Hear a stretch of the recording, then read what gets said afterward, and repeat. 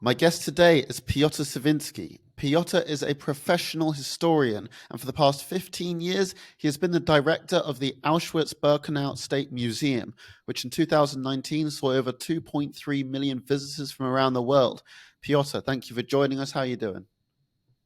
Thank you. It's a pleasure to be with you. Now, International Holocaust Memorial Day is marked on 27th of January, the anniversary of the liberation of Auschwitz, and this occasion is an opportunity to widen and increase understanding about the Nazi genocide of the Jews. So for our listeners who don't know, could you briefly explain why Auschwitz in particular has become the focal point of Holocaust remembrance? And also, could you give us a brief history behind the museum's creation? Yeah, it's a very good question. Why Auschwitz and not some other important extermination centers created by the Nazi Germany during the Second World War becomes this symbol? First of all, the numbers. It was certainly the biggest camp from the point of view of the number of victims, but also from the point of view of the number of prisoners, survivors. This is very, very important because survivors, let's say, give us this knowledge, this remembrance. It was certainly the biggest camp that has this double role, a role of an extermination center and a role of the concentration camp. So there was many survivors that was prisoners, but that not died, let's say, directly after arriving on the transport, that was able to tell the story of those who were killed. It was not a situation like this in Treblinka, in Sobibor, in, Belzec or other parts, Babi Yar, for example. So it was certainly this role of the remembrance transmitted by the survivors that was very, very important. It's certainly among the biggest concentration camps and among the extermination centers, the best preserved until today, because the museum was created very, very shortly after the war, already in, let's say, July 47. That means that many buildings remain until that moment, many items, private items, many documents, photographs. It's something very, very important for the transmission of the remembrance. And in the late 70s, this site becomes inscribed in the UNESCO World Heritage list as, let's say, a symbol that would represent all the other sites of this type around the world. So it was something that was not very clear from the beginning, but slow by slow, let's say, yes, it's thought to be a symbol. Sometimes a very difficult symbol, because not only a symbol for the Shoah, for the Holocaust, but a symbol that is representing in general, let's say, a genocide that can be prepared by a state policy. That means a symbol that is talking to people from many other parts of the world today. Yeah, and you mentioned it's difficult, and it is. I think because people are so disturbed and sickened by the events of the Holocaust, that because those events are so horrific, it can sometimes be easier not to confront the history of what took place at all. It's sometimes easier to just look away from it. And obviously for victims and their families and their descendants, they will have to decide for themselves how to come to terms with the impact of the Holocaust on them personally. But for Jewish people as a whole, for Europe and for humanity, why do you think it's important that the museum exists? I think it's in some ways it's crucial. It's more than important because it's a very, very important part of our history, of the European history, but also in a, let's say, more anthropological approach, a world history. What was possible 80 years ago is certainly still possible. It's maybe even more easy today with the advanced technologies, with the logistic of the 21st century. So if we are able to show to the new generations an authentic site, it's every time more easy to explain them what was 80 years ago and what is still possible today. To see the remains is certainly to understand more. Especially for those people who are from the young generation, even their grandparents were born after the war, so it's not really their own history. They need some, let's say, personal approach, a personal experience, let's say, of the history, and the remains of a camp, all this site, let's say, allow them, I think, in a more concrete way to develop their own personal approach of this history and to think in a better way, let's say, the dangers for today. It's certainly something that is you can't compare, let's say, a through approach of the authenticity to a film or to a book or to some, I don't know, movie or to even some very good documentary, that you can see on the TV, to make your own journey, to walk all along the Rampa, to enter in some barracks, to approach the ruins of crematoriums and gas chambers. This becomes a personal, individual experience. And it developed, I think, a completely different way to consider the history and the past. Yeah, I think that's a very good point. And going off of that, it even says on the museum's website, it says, one cannot understand the modern world without a thorough knowledge of the history of the Nazi German concentration camp Auschwitz. Why do you think this is such an important point to make, that we can't even understand the modern world without understanding the history? Because today we see that very clearly. We are not speaking only about the history. In the 80s, in the 90s, we were all afraid about some deniers. So we linked, let's say, in the first approach, in the first step, very, very strongly what was in Auschwitz and what was in many other places all along Europe. We put that very, very clearly and strongly in the history as a historical fact. It was normal, it was understandable. But it's not only about history. Oh, certainly not. It's part of our heritage, it's part of our identity, it's part of our understanding of what humans are really, what they are able to do. After the war, let's say, there were so many changes made in our civilization, in our organizations. Let's say the creation of the United Nations, European Union. Let's say this very deep understanding of a new need of some interdependence of our institutions, of our countries, of our governances. There were some very important legal changes. We are speaking about genocides, about crimes against humanity. Those are completely new notions that appear after the war. There are many changes in culture, in philosophy, even in religions. Let's say the big ecumenical dialogue was starting after this war, and not after any other conflict, because at every level we are feeling that we are in a deep need of a renew of our civilization. So I really think that you cannot really understand today's situation. You can't understand, let's say, the international relations or intercultural dialogue or all those issues without referring to the Shoah, to the Holocaust. It changed too much, let's say, in our reality. You cannot even imagine what are the most maybe important tasks for the future if you do not referring yourself to a past that you are able to understand. It's something I think very fundamental. It's something certainly more large than only, let's say, a historical approach. Yeah, and if someone says to you, I want to, I've never visited the museum before, I want to visit the museum, what should they do to prepare for this visit?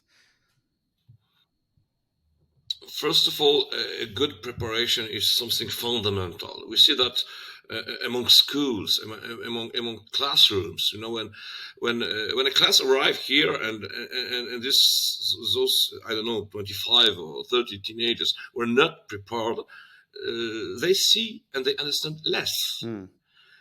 People like to see that yes, you see only what you know or what you understand.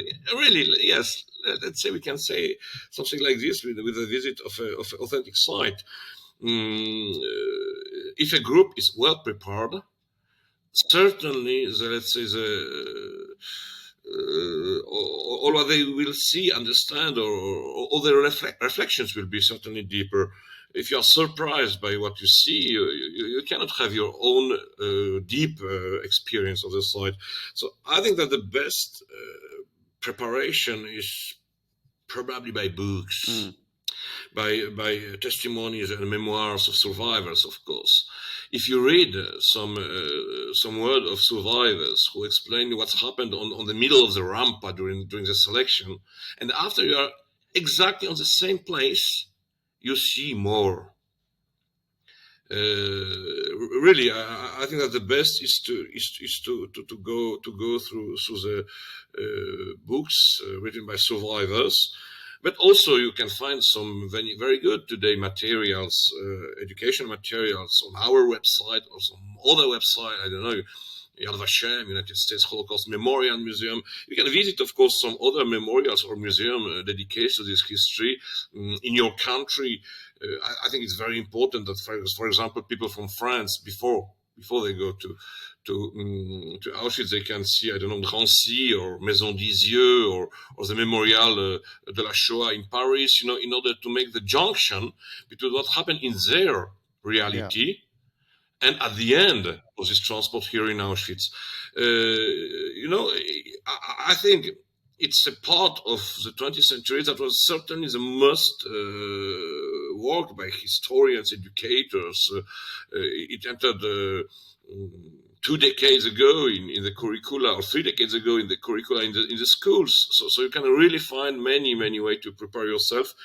But coming without preparation, that means you will lose, let's say, I think a majority of the, not only history, but of the significance of what you see.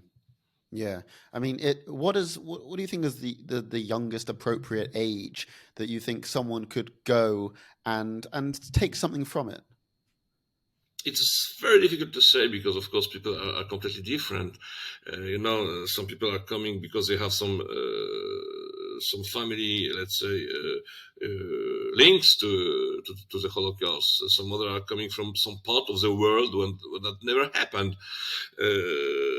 There are people who are coming from schools where history is very developed, and there are people who are coming from technical schools, for example, when humanities are not an important part of the curriculum. But I think that yes, something around 14, maybe 15 years, I would say it's the moment when you start to imagine your own role in the world. You are not longer just a child of your parents. You are starting to imagine your own role. This is the first moment that is, I think, very, very crucial. And maybe there is a second moment, according to my experience, let's say, when you create your own family and you have your kids. You are thinking really about the future that you would like to leave to them. You are thinking about the education that you would like to transmit, all the system of value that you would like to transmit to them. And this is also a second moment, very, very important, and sometimes very, very difficult, of course, when you have your own small kids and you see, for example, shoes of children. In Auschwitz, it's certainly more difficult. But those are the two moments, in my opinion, that are very, very renewing, let's say, your approach of the world. Now, say someone does the preparation and they make the visit to the museum. What do you hope that they take away from this experience? this is this is our biggest, let's say, task, issue, or problem. Let's say, people are coming here in order to feel a historical moment of the 20th January of the 20th century. They are coming here to let's say feel some emotions, and many of them have some very strong emotions. But emotions is not everything. If you cry one day, that do not mean that 2 years after you will still remember that. I think that what I would like for our visitors is to feel as deep as it is possible a sort of moral anxiety, moral anxiety about the world that we are living in, about the world that we are building for the future. Every one of us at different levels, of course, but we have all some responsibilities. We have all some decisions to take. We have always some possible reactions to what happened in the world. And I think that, Auschwitz, even if it's called a museum, it's not really a museum when you can see, I don't know, something beautiful like in art museums, or something very interesting like in technological museums, for example. It's really about ethics.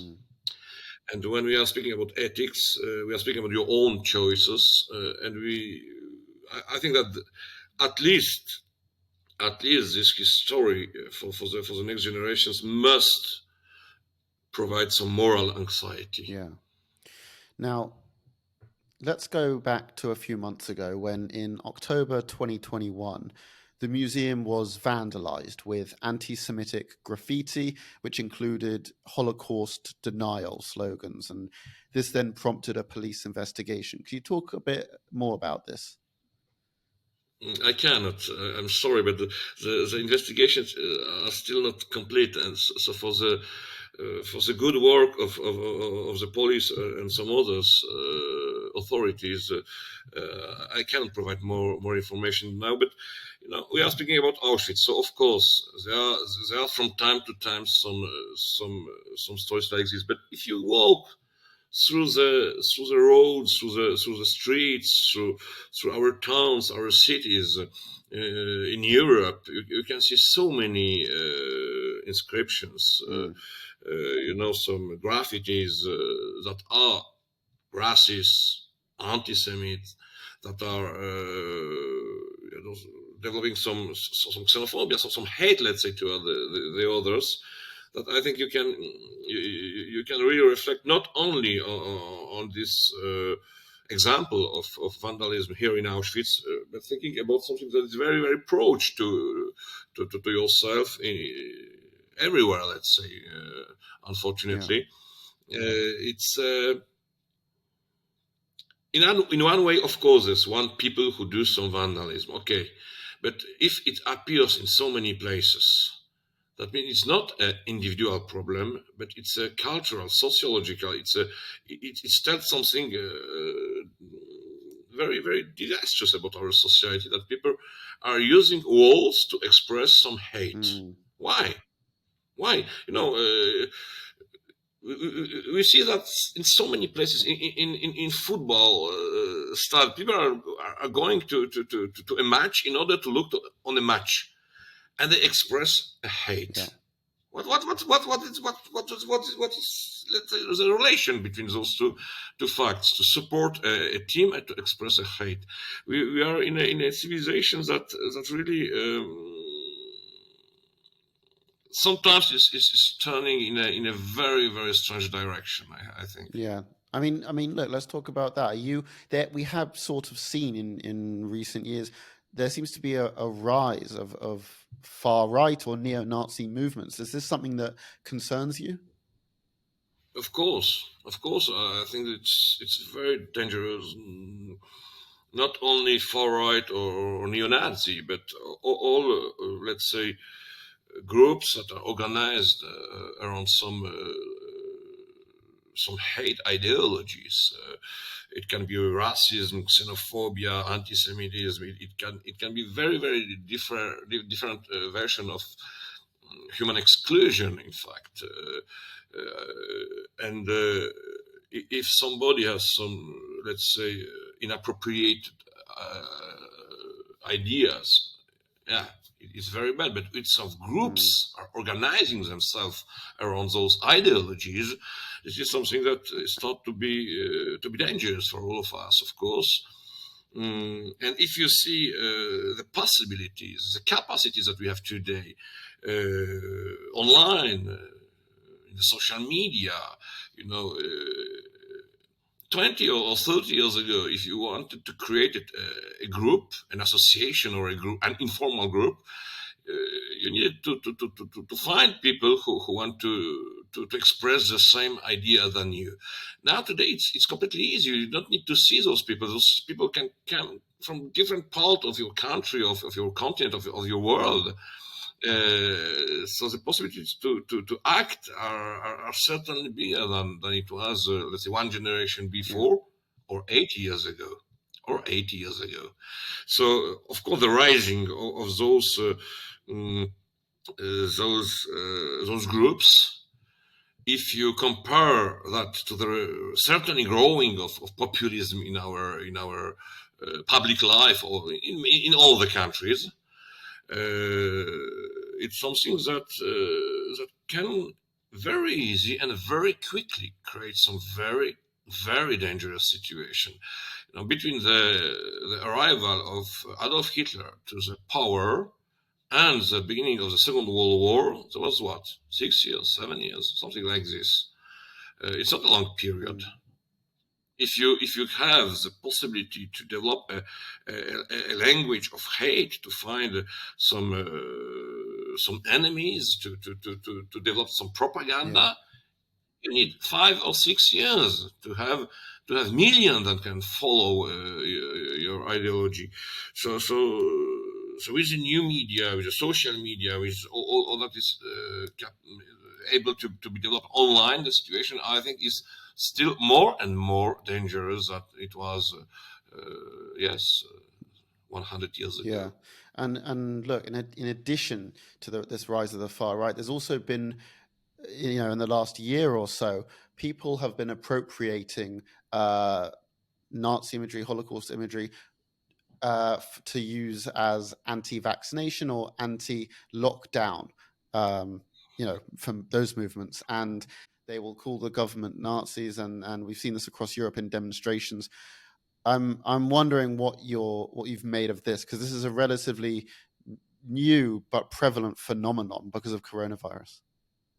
This is a little bit what I was speaking in the beginning. Let's say, if Auschwitz, or if the Holocaust, or if the swastika, or if the, I don't know, Arbeit macht frei, for example, inscriptions, is becoming more than a fact, but also a symbol.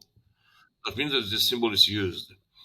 And we are observing this use of this symbol, and it's something that disturbed me to the deep, because that means that there's nothing holy, and we are not speaking about the holiness of the symbol, we are speaking about the holiness of the lies that were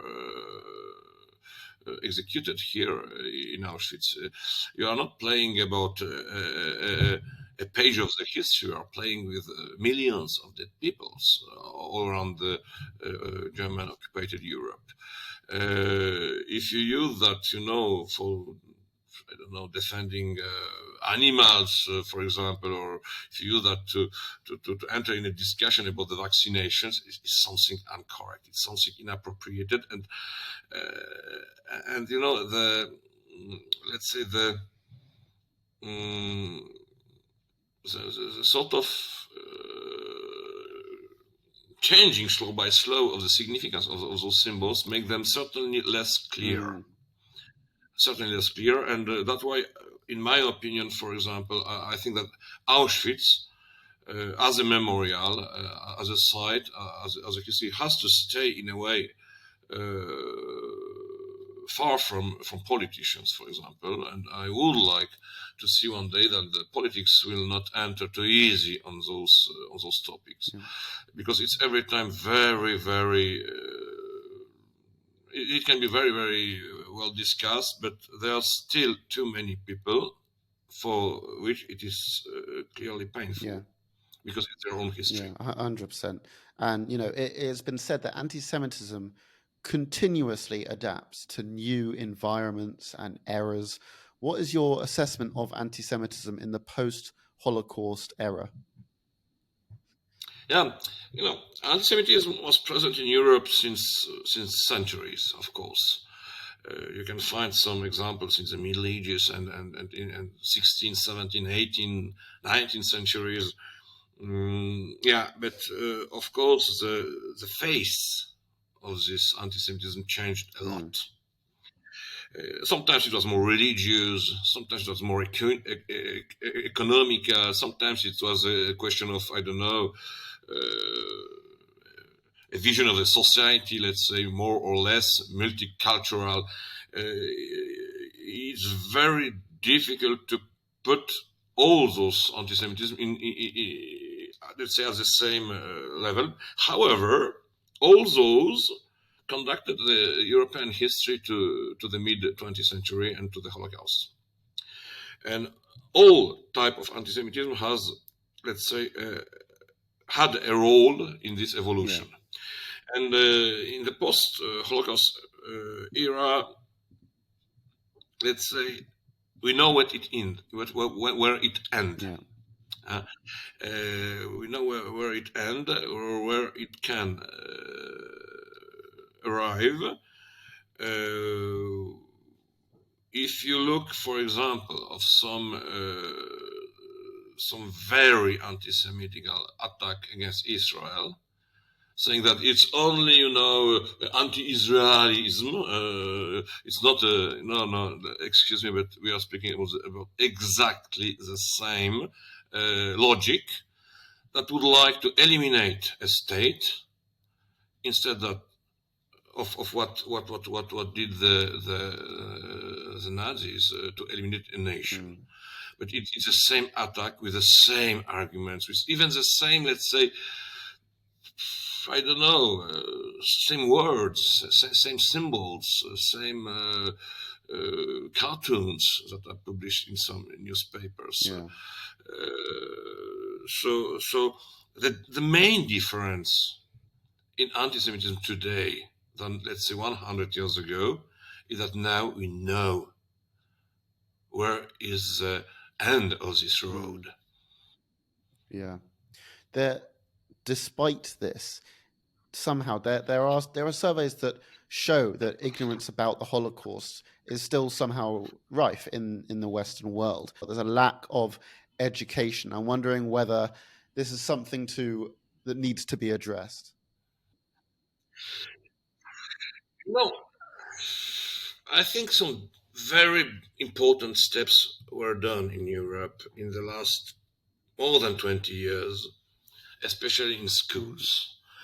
I do not remember that, but in the 90s, for example, when the schools were arriving here in Auschwitz, first of all, they arrived completely unprepared, many times. And they arrived with a teacher that was coming for the first time with this class. So even the teacher was unable, let's say, to prepare, even from the emotional point of view, the class. Now we are certainly in a different situation. Now the teachers that are coming with their class, in general, was coming here in the 90s as kids, as teenagers, as young people. So they know what it changed in their approach of the world, and they're certainly more able to let's say, prepare the class to explain them. But of course, I think there are a lot to do in our world. We are still, let's say, the changes are so quick.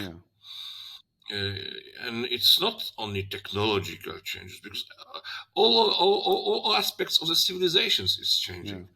the culture of expression, the media, I will even not speaking about the climate or some other things. No, really, the changes are so enormous that we do not know what will be in 5 or 10 years. So of course we are a little bit reactive, let's say, to what's happened, and certainly, from my point of view, it's very important that the lesson from the Holocaust enter in the system of schools or universities, not only by this historical approach, but also in some other sciences, like science about mass media, sciences about, I don't know,